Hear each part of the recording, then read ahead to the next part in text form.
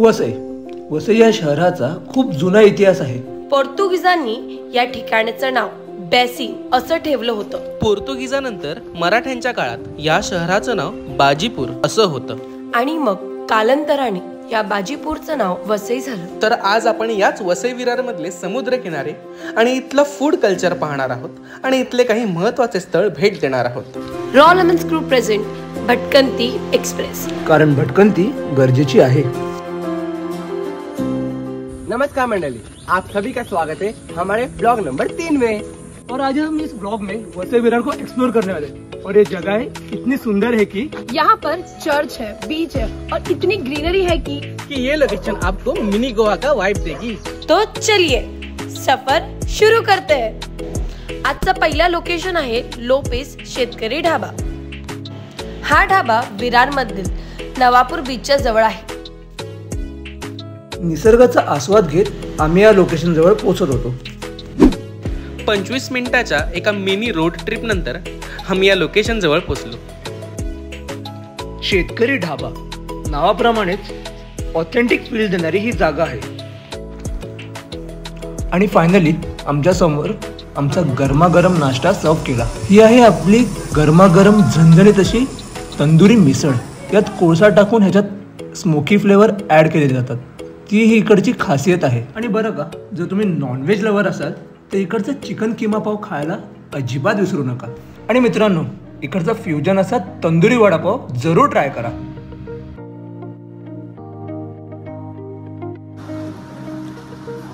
मस्त टेस्ट आहे सगळ्यात। शेव इतके त्या तरीमध्ये चट झालं ना, मस्त मऊ, लिटरली मस्त वाटतं। आता आपण ट्राय करणार आहोत इकडचा तंदुरी वडापाव। हा, तंदुरी वडापाव। या तंदुरी काय ते मी तुम्हाला दाखवतो। हा जो बटाटा वडा आहे तो तंदूरमध्ये चढवला जातो फ्राय केल्यानंतर। त्याच्या व्यतिरिक्त हा पाव सुद्धा तंदूर केला जातो। आणि याची सजावट तुम्ही बघू शकता। मटक्यामध्ये कोळसा, त्यामध्ये कोथिंबीर, वडा वेगळा लावलेला आणि सोबत नळ्या सुद्धा तुम्हाला दिल्या जातात। तर आपण याचा टेस्ट घेऊया।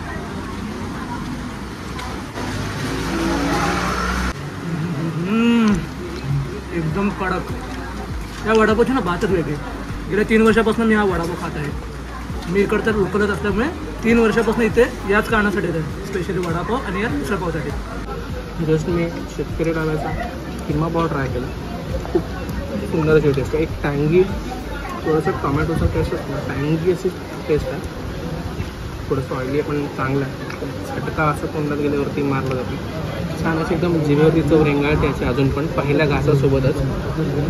पावसुद्धा खूप मऊ आहे आणि खाण्याची पद्धत एकदम पावात असा मस्त की केव्हा असं बडवायचं आणि असं मस्त पाऊस बघून एकदम अँबियन्स एन्जॉय करत असा भांड्यात टाकून जो चव घ्यायचं ना, वेगळीच मजा। एक मैफिल तुमची चांगली जमेल नक्कीच। माझ्याकडनं 10 out of 10। मस्त असा झणझणीत ब्रेकफास्ट केल्यानंतर आम्ही आगाशी येथील चिकन भुजिंग सेंटरमध्ये निघालो। इथून आम्ही अर्धा किलो चिकन भुजिंग पार्सल घेतलं आणि बीचवरती निघालो। थोड्याशा स्मॉल रोड ट्रिप नंतर आपण नावापूर बीचला आता पोहोचलेलो आहोत। आणि आगाशी येथून आपण जे चिकन भुजिंग घेतलं होतं ते आपण इथे थोडं बीचवरती बसून मस्तपैकी खाणार आहोत, कारण तिकडे सिटिंग अरेंजमेंट नाही आहे।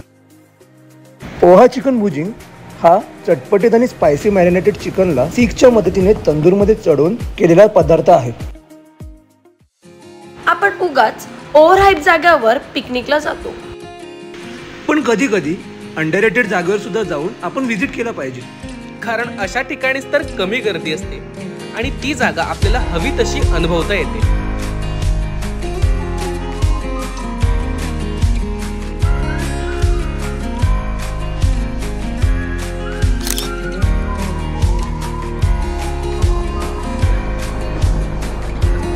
चिकन भुजिंग आपण आता खाल्लं आगाशी भुजिंग सेंटरचं। सो त्याचा रिव्ह्यू द्या। चिकन भुजिंग खाने में प्रॉपर टेंडर थी, सॉफ्ट थी, ज़्यादा हार्ड नहीं थी, स्पाइसी थी, चटपटी थी। और उसके साथ जो पोहा दिया था वो उसको कॉम्प्लीमेंट कर रहा था। और ऐसा नहीं कि वो ड्राई पड़ रहा है, उसके साथ वो ऐसा तालमेल बैठा जो एकदम होता ना लजीज बन गया। तो खाने में एकदम क्रिस्पी था। ऐसा भी नहीं कि वो पोहा उसको अवॉइड ना, पोहा जैसे मसाला उसके टाइप का उनके खुद से उन्होंने ऐड किया, तो बहुत मस्त लगा था वो खाने में। डिलीशियस था। आप भी ट्राई करो एक बार, बहुत अच्छा लगेगा। Rating 2 8 out of 10। 10 out of 8। पुढच्या स्पॉटवर जाताना गिरीज या गावात आम्हाला एक दुकान भेटलं, ते मिल्कशेकचं. या फेमस दुकानातील सर्वच फ्लेवर एकदम उत्तम आहे, पण त्यातूनही रबडी, बटरस्कॉच आणि चॉकलेट हे जास्ती फेमस आहेत. आणि हा खूप मस्त वाटतं याला, असं वातावरण याचं मिल्कशेक असं वाटतंय. टेस्ट तर ओके आहे, ट्राय करा तुम्ही. गरमीमध्ये असं थंडगार काही भेटलं तर खूपच मजा येते. आणि माझा फ्लेवर आहे चॉकलेट, तो हलकासा कडवट आणि हलकासा गोड आहे, खूप मस्त लागत आहे. थोडंसं रिफ्रेश होऊन आम्ही वसई किल्ल्याच्या वाटेजवळ पोहोचलो. मगाशी आम्ही जेव्हा गाडी चालवत होतो किल्ल्याकडे येताना, तेव्हा वाटेत आम्हाला एक दुकान मिळालं. फरसाणसारखं दुकान होतं आणि तिकडची एक ऑथेंटिक स्नॅक्स आहे, चिप्स, गवाराच्या भाजीचे चिप्स. सो हे आम्ही तिकडनं परचेस केलं. सो आता मी एक सिमिलॅरिटी बघू शकतो की गवार खाते. गवार भातासारखंच आहे. सिरियसली कसं आहे, छान आहे, स्पायसी वगैरे. स्पायसी तर नाही बोलू शकत, आणि कसं चटपटा आहे आणि क्रंची आहे पहिली गोष्ट. बहुत पहले वसई में पोर्चुगीज का राज हुआ करता था, और पोर्चुगीज के राज में वसई को बैसिन कहा करते थे. ये फोर्ट पोर्चुगीज ने जीता था इन 1534. मराठा साम्राज्य के बाद पेशवा की राज्य आई थी. बाजीराव पेशवा के छोटे भाई चिमाजी अप्पा ने ये फोर्ट पोर्चुगीज से जीता इन 1739. आता आपण उभे आहोत ह्या किल्ल्याच्या चर्चमध्ये. म्हणजे पोर्तुगीज किल्ल्यामध्ये ना, पहिल्याच्या काळात जो किल्ला असायचा त्या किल्ल्यामध्ये चर्च बांधण्याची पद्धत असायची. सो ह्या किल्ल्याचं हे त्या काळचं पोर्तुगीज प्रकारचं चर्च आहे, रोमन चर्च आहे. पोर्तुगीज ने किला क्यों बनाया था? क्योंकि यहाँ से आने वाले कोई भी अटैक, मीन्स समंदर यहाँ से आप देख सकते हो कि यहाँ से जो आने वाले अटैक हो सकते हैं उससे पहले अलर्ट होने के लिए ये बनाया था. या किल्ल्याप्रमाणेच अनेक किल्ल्यांना आपण भेट देताना त्याची किंमत फक्त फोटो काढण्या इतपत नव्हे, तर त्याची माहिती आणि इतिहास जाणून घेणं खूप गरजेचं आहे. कारण इतिहास हा फक्त पाठांतर नव्हे, तर हा जाणून घेण्याचा विषय आहे. वसईचा हा ऐतिहासिक वारसा जपून ठेवल्याबद्दल चिमाजी अप्पांना मानाचा मुजरा. पावसातली ही संध्याकाळ आणि बीचवरचा फेरफटका बेस्ट कॉम्बिनेशन आहे. आणि हे आहे वसईचा फेमस सुरुची बीच. दोस्तों, आपको पता है इस बीच को सुरुचि बीच क्यों कहते हैं? इन पेड़ों के कारण. इन पेड़ों की जो वनस्पति की प्रकार है इसको सुरुचि की पेड़ बोलते हैं, और इस जगह को सुरुचि की बाग बोलते हैं.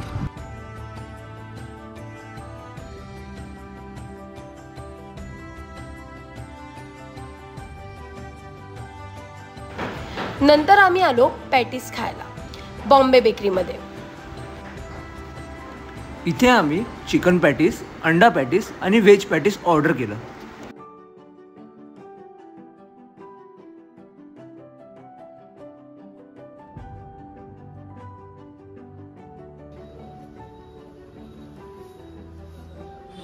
अच्छा, मी व्हेज पफ जास्त खाल्लं, तो मला खूप जास्त आवडला.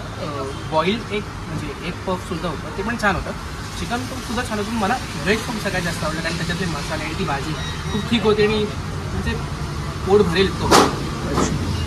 मी खायला एक पफ ऑसम होतं, त्यामध्ये अशी शपिंग होती, बॉईल अशी शपिंग होती, मस्त वाटलं ते खायला. त्याच्या आतमधलं आणि त्या बाहेरच्या पेटीत ऑसम. व्हेज पेटीसच खूप छान होती सगळ्यात म्हणजे, आणि त्याचं क्रंचीनेस सगळं, आणि गरम होतं ते काही. आत्ता त्यांनी बनवून आणलेलं फ्रेश होतं खूप. आमचा पुढचा मुक्काम होता वसई किल्ला रोड जवळील द हंगर एक्सप्रेस कॅफे. इथे आम्ही चीझी पेरी पेरी फ्राईज मागवलं होतं. मस्त टेस्ट आहे, स्पायसी पण आहे आणि चीज खूप मस्त वाटतं. त्याच्यावर मॅच केलेलं चीज खूप मस्त वाटतं. भर पावसात काही गरम खायची इच्छा झाली म्हणून आम्ही फेमस असं एगरोल खायला आलो.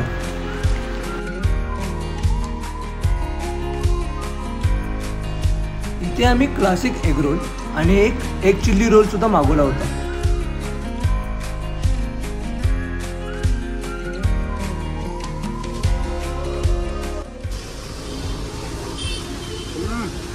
मस्त आहे. आतमध्ये मस्त झालं. तुळशी पाव खाली एगरोल मस्त कॉम्बिनेशन आहे. काय करायचं एक चिली रोल आहे, त्याच्यामध्ये कॅप्सिकम आणि याची असं ग्रेव्ही बनवून टाकलेलं आहे चायनीजची. आणि ही जी वरची कवरिंग आहे ना, क्रिस्पी आहे, आतमध्ये एक फ्रेश आहे. म्हणजे ऑमलेट ना गरम असं मस्त लागतं. आणि आतमध्ये स्टफिंग अशी तिखट नसून टँगी आणि फ्लेवरी आहे. मस्त आहे एगरोल. रोलिंग मिल्कचा. आपलं पुढचं लोकेशन आहे द मिनी कॅफे. इतकं सगळं हेवी आणि भरगतचं खाणं खाल्ल्यानंतर काहीतरी थंड आणि रिफ्रेशिंग सुद्धा हवं ना.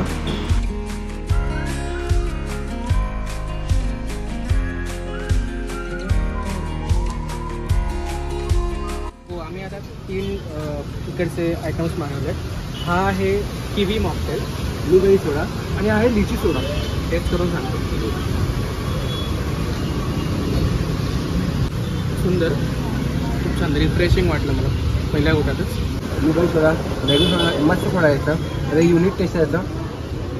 नॉर्मल सोडासारखा नाही, खूप युनिक आहे. काय करायचं. लिची सोडा ना ॲक्च्युली जी लिचीची कॅन्डीज येतात ना 1-2 रुपयाला प्रॉपर त्याचा फ्लेवर येते. बट त्याच्या व्यतिरिक्त एक्स्ट्रा फ्लेवर ॲड करता स्पेसिफिक मसाला टाकला. एक हलकासा वेगळा मीठ टाईप काहीतरी टाकलं ज्याच्याने स्वीट आणि सेवरी दोन्ही टेस्ट येतात. एवढं रिफ्रेशिंग आहे ना पहिल्या गोट्यातच ताजेपणा सुरू. मस्त होतं. आज खूप जमलं सध्या तरी. खूप जेवलो, खूप खाल्लं. आज बस झालं असतं. खूप ट्रॅव्हल केलं आम्ही आज. आणि नुकताच मॉकटेल्स आणि सोडा पिऊन पोटाला जरा आराम देतं. रिलॅक्स वाटतं ते पिऊन. प्लस आम्ही दिवसभर एवढं ट्रॅव्हल केलं ना, असं वाटतं आता नको काहीच, बस झालं. आणि ट्रॅव्हल सोबत आम्ही खूप काय खाल्लंय. मस्त मस्त खा, खा, स्वस्त आणि राहा. राहा. अजून असे ट्रॅव्हल ब्लॉग्स बघण्यासाठी